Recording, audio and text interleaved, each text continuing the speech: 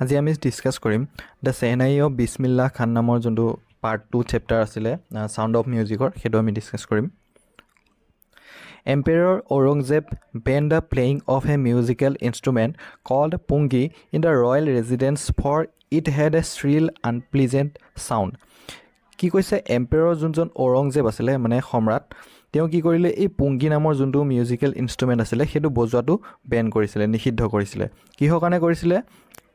Because তেওঁ ভাবিছিলে যে ইয়াৰ যোনটো সাউণ্ড আছিলে সেইটো বৰ শুনিবলৈ বেয়া আছিলে কৰ্কশ সাউণ্ড আছিলে আনপ্লিজেণ্ট আছিলে আৰু বহুত মানে হুলস্থুলীয়া এনেকুৱা পৰিৱেশৰ সৃষ্টি কৰে pungi become the generic name for reeded noise maker মানে হৈছে যোনবিলাক ফুৱাই পেলাই মুখেৰে ফুৱাই পেলাই বজোৱা এনেকুৱা যোনবিলাক যন্ত্ৰ আছিলে মিউজিকেল ইনষ্ট্ৰুমেণ্ট সেইবিলাকক ৰিডেড বুলি কোৱা হয় আৰু নইজ মেকাৰ বুলি কৈছিলে মানে বহুত শব্দ কৰে few had thought that it would one day be revive বহুত কম সংখ্যক মানুহে ভাবিছিলে যে ই এদিন ৰিভাইভ হ'ব যে এই মানে আকৌ জি উঠিব এই বাদ্যযন্ত্ৰটো A barber of a family professional musicians who had access to the royal palace decided to improve the tonal quality of the pungi. এজন কি কৰিলে বাৰবাৰ আছিলে মানে নাপিত যোনজনে আমি কওঁ নাপিত আছিলে তেওঁ কি আছিলে কিন্তু তেওঁ ফেমিলিটো কি আছিলে প্ৰফেশ্যনেল মিউজিচিয়ানছ আছিলে খুব অভিজ্ঞ মানে বাদ্যযন্ত্ৰ বজাব পৰা ব্যক্তি তেওঁলোকৰ পৰিয়ালত আছিলে who had access to the royal palaces আৰু যি তেওঁলোক কি আছিলে ৰাজপ্ৰসাদৰ লগত আহজা আছিলে ৰাজপ্ৰসাদত সোমাব পৰা তেওঁলোকৰ প্ৰৱেশ আছিলে decided to improve the tonal quality of the pungi আৰু তেওঁ কি কৰিলে এই যোনটো পুংগি আছিলে তাৰ যোনটো চাউণ্ড আছিলে টনটো আছিলে শব্দটো ভাল কৰিবলৈ ইম্প্ৰুভ কৰিবৰ কাৰণে মানে চিন্তা কৰিলে He chose a pipe with a natural hollow stem that was longer and broader than the pungi. তাৰপিছত কি কৰিলে তেওঁ এডাল পাইপ ল'লে আৰু কি কৰিলে হলো ষ্টেম মানে হৈছে ভিতৰটো খোলা মানে হাৱা যাতে এয়াৰটো যাব পাৰে আৰু কি কৰিলে সেইডাল কি আছিলে যোনটো পুংগি আছিলে তাতকৈ অলপ লংগাৰ আছিলে দীঘল আছিলে আৰু ব্ৰডাৰ মানে বহল আছিলে and made 7 holds on the body of the pipe আৰু কি কৰিলে সেই পাইপডালত 7টা বিন্ধা কৰিলে When he played on it, closing and opening some of these holes, soft and melodious sounds were produced. আৰু কি কৰিলে তেওঁ যেতিয়া সেইটো বজাবলৈ ষ্টাৰ্ট কৰিলে ক্লোজিং এণ্ড অপেনিং মানে আঙুলিৰে ধৰা বন্ধ কৰে আকৌ যেনেকৈ আমাৰ বাঁহীটো বজোৱা হয় তেনেকৈ এবাৰ বন্ধ কিছুমান বিন্ধাত আঙুলি দি বন্ধ কৰিলে আৰু কিছুমান খুলি দিওঁতে যেতিয়া ফুৱাই দিলে কিছুমান ধুনীয়া মানে শব্দ মেলোডিয়াছ সাউণ্ড কিছুমান সফ্ট কোমল সাউণ্ড কিছুমান শুনিবলৈ পোৱা গ'ল he played the instrument before royalty and everyone was impress তেওঁ কি কৰিলে সেই বস্তুটো যন্ত্ৰটো বাদ্যযন্ত্ৰটো বজালে ৰাজপ্ৰসাদৰ ৰজাৰ আগত বজালে আৰু সকলোৱে কি হৈ গ'ল ইমপ্ৰেছ হ'ল বহুত মানে আকৰ্ষিত হ'ল the instrument so' different from the pungi had to be given a new name আৰু যিহেতু ই পুংগিতকৈ অলপ বেলেগ হৈ গ'ল তো ইয়াক বেলেগ এটা নাম দিয়াটো জৰুৰী হৈ গ'ল as the story goes since it was first played in the Shah chamber and was played by a nai the instrument was name the shehnai আৰু কি হ'ল যেতিয়া চাহৰ চেম্বাৰত মানে বাদশ্বাহবিলাকৰ কথা কৈছে বাদশ্বাহৰ চেম্বাৰত যেতিয়া এইটো বজোৱা হৈছিলে আৰু কাৰ দ্বাৰা বজোৱা হৈছিলে যোনজন বিছমিল্লা খান আছিলে তেওঁ কি আছিলে নাই আছিলে মানে নাপিত আছিলে সেইটো কাৰণে কি হ'ল নামটো কি ৰাখিলে চাহৰ পৰা চেহ আৰু নাইৰ পৰা নাই চেহনাই ৰাখি দিলে এতিয়া পুংগি এণ্ড চেহনাই দুইটা ডিফাৰেঞ্চটো এইটো ফিগাৰটো দেখিবলৈ বুজি পাবা ছবিটো চালে the sound of the shehnai began to be considered auspicious আৰু কি হ'ল এই যোনটো চেহনাই আছিলে তাৰ চাউণ্ডটো বহুত মানে মংগলজনক বা ভাল বুলি মানে গণনা কৰা হ'ল and for the reason it is still played in temples and is an indispensable component of any North Indian ৱেডিং আৰু কি হৈ গ'ল এইটো ক'ত বজোৱা হয় টেম্পলছবিলাকত মানে মন্দিৰবিলাকত আৰু নৰ্থ ইণ্ডিয়ান যোনটো ছাউথ ইণ্ডিয়ান তাৰ অপজিট হ'ব নৰ্থ ইণ্ডিয়ানৰ যোনবিলাক প্লেচ আছিলে ষ্টেটবিলাক আছিলে তাত কি হৈ গ'ল বিয়াবিলাকত এইটো বজোৱা হয় আৰু ইণ্ডিছপেঞ্চেবল মানে হৈছে মানে এইটো নহ'লে যে নহয় মানে বহুত জৰুৰী ইম্পৰ্টেণ্ট অপৰিহাৰ্য অংগ হৈ পৰিলে বিয়া বা আৰু মন্দিৰবিলাকত In the past, the Shehnai was a part of the Nawbat or traditional ensemble of 9 instruments found at royal courts. আৰু আগতে কি আছিলে এই যোনটো চেহনাইটো আছিলে এইটো কি হ'ল ৰজাৰ ৰাজসভাতে বজোৱা হৈছিলে আৰু ৰজাৰ ৰাজসভাৰ যিবিলাক 9বিধ মানে বাদ্যযন্ত্ৰ মানে বহুত গুৰুত্বপূৰ্ণ বাদ্যযন্ত্ৰ আছিলে তাৰ ভিতৰতে সেইটোকে কৈছে নৌবত বুলি আৰু এই তাৰ ভিতৰতে এটা আছিলে কি shehnai Till recently it was used in only in temples and wedding কিন্তু এতিয়া এইটো অকল টেম্পল বিলাক মন্দিৰ বিলাক আৰু বিয়া বিলাকতহে বজোৱা হয় The credit for bringing this instrument onto the classical stage goes to Ustad Bismillah Khan আৰু এই যোনটো ইনষ্ট্ৰুমেণ্ট আছিলে মিউজিকেল চেহনাইটো ইয়াক কি হ'ল ক্লাছিকেল ষ্টেজলৈ অনাৰ ব্যক্তিজনে আছিলে উস্তাদ বিছমিল্লাহ খান ক্লাছিকেল মানে ধ্ৰুপদী অৱস্থালৈ অনা হৈছিলে কাৰ জৰিয়তে অনা হৈছিলে বিছমিল্লাহ খানৰ জৰিয়তে as a 5 years old Bismillah Khan played gilli danda near a pond in the ancient state of Domrao in Bihar আৰু বিহাৰৰ ডুমৰাও নামৰ এডোখৰ ভূমিত তেওঁ কি কৰিছিলে যেতিয়া 5 বছৰ বয়স আছিল তেতিয়া বিছমিল্লাহ খানে গিলি ডাণ্ডা নামৰ এটা খেল খেলিছিলে এটা পুখুৰীৰ কাষত আৰু গিলি ডাণ্ডাটো এক প্ৰকাৰৰ খেল হয় দুডাল মাৰিৰে এনেকৈ খেলিব পাৰি He would regularly go to the nearby Bihariji temple to sing the Bhojpuri Saita at the end of which he would earn a big laddu weighing 1.25 kg a prize given by the local Maharaja আৰু কি হৈছিলে যেতিয়া এই ভোজপুৰী চাইটা মানে ভোজপুৰী এক লোকসংগীত সেইটো গাই হোৱাৰ পিছত তেওঁ কি কৰিছিলে এটা ডাঙৰ লাড্ডু পাইছিলে যিটো ওজন আছিলে 1.25 kg আছিলে আৰু এইটো কোনে দিছিলে তেওঁ লোকেল যোনবিলাক মহাৰাজা আছিলে স্থানীয় মহাৰাজাই তাক প্ৰদান কৰিছিলে This happened 80 years ago and the little boy has traveled far to earn the highest civilian award in India the Bharat Ratna আৰু এইটো কিমান বছৰ আগৰ কথা আছিলে 80 বছৰ আগৰ কথা আৰু এই সৰু ল'ৰাজনে কি হৈছিলে বহুত দূৰ যাবলৈ কষ্ট কৰিব লগা হৈছিলে কষ্ট কৰি তেওঁ কি পাইছিলে গৈ লাষ্টত এটা সিভিলিয়ান এৱাৰ্ড পাইছিলে যে ভাৰত ৰত্ন এৱাৰ্ড পাইছিলে Born on 21 March 1916, Bismillah belonged to a well-known family of musicians from Bihar. কি হৈছিলে 21 মাৰ্চত 1916ত বিছমিল্লাহ খানৰ জন্ম হৈছিলে আৰু তেওঁ ফেমিলিটো কি আছিলে এটা ৱেল ন'ন মিউজিচিয়ানছৰ ফেমিলি আছিলে মানে ভাল সংগীতজ্ঞৰ এটা ফেমিলিৰ পৰা তেওঁ বিলং কৰিছিলে হিজ গ্ৰেণ্ডফাদাৰ ৰাছুল বাক্স খান was the Shehnai Nawaz of the Bhojpur King's Court আৰু তেওঁ যোনজন ককা দেউতাক আছিলে ৰসুল বাক্স খান তেওঁ কি আছিলে ভোজপুৰ ৰজাৰ দৰবাৰৰ কি আছিলে চেহনাই বাদক আছিলে হিজ ফাদাৰ পাইগম্বৰ বাক্স এণ্ড আদাৰ পেটাৰ্নেল এনচেষ্টৰ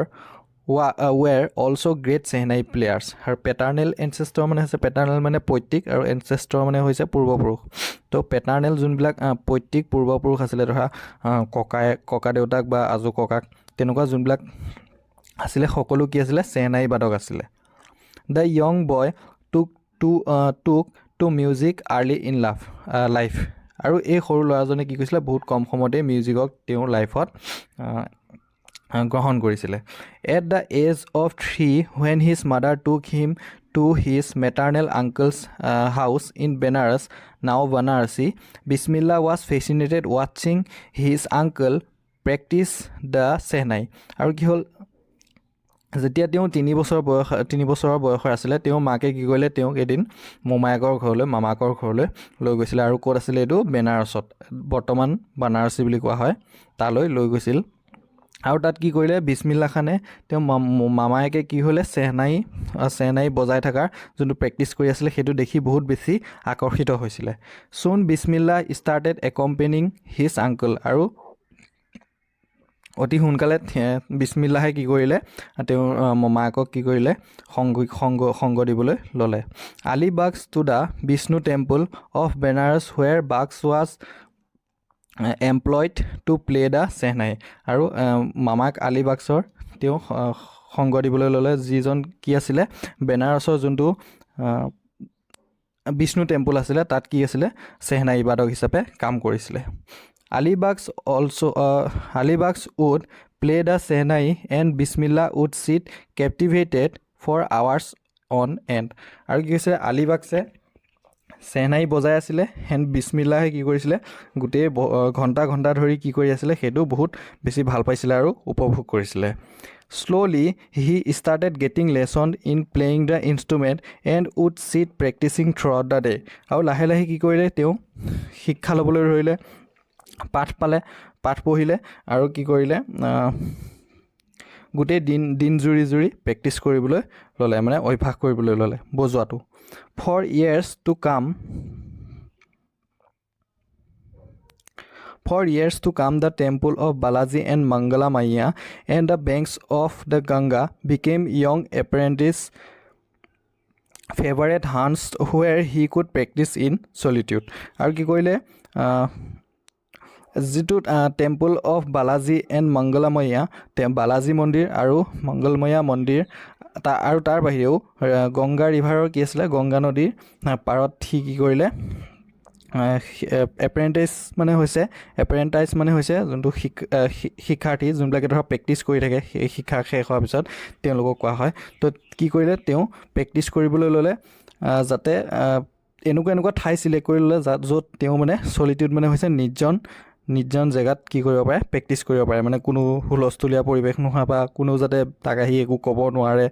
মানুহ নথকা টাইপ এনেকুৱা কিছুমান জেগা চিলেক্ট কৰি ল'লে the flowing water of the Ganga inspired him to improvise and invent ragas that were earlier considered to be beyond the range of the shehnai আৰু কি কৰিলে নদীৰ যোনবিলাক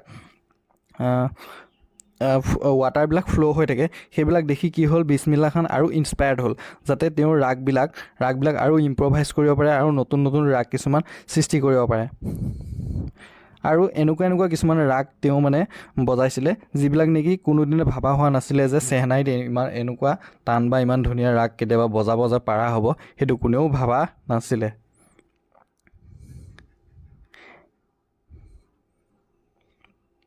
At the age of 14, Bismillah accompanied his uncle to the Allahabad Music Conference. আৰু কি হ'ল 14 বছৰ বয়সত তেওঁ